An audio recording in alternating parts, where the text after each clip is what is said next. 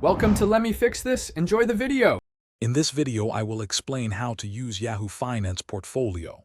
First, you will need to create a free Yahoo account to access the portfolio features. Once logged in, navigate to the My Portfolio section, typically found on the main Yahoo Finance page. Here, you can begin adding your investments. Simply enter the ticker symbol for each stock or fund you own, along with the number of shares and your purchase price, to accurately track your holdings.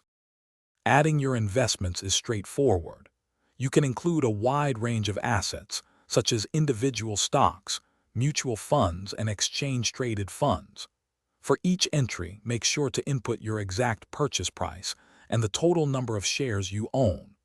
This detailed information allows Yahoo Finance to provide you with precise, real-time performance updates, showing your daily gains or losses and the overall value of your portfolio.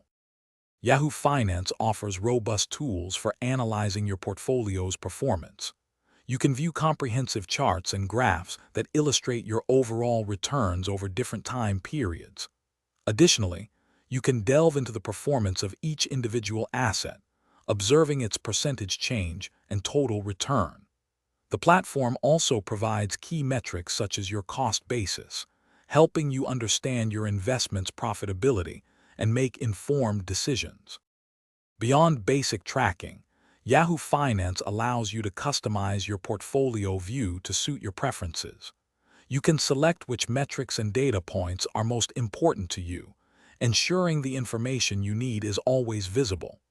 Furthermore, set up personalized alerts for significant price movements or breaking news concerning your investments. You can also explore advanced features like creating watch lists for potential investments or building hypothetical portfolios to test strategies.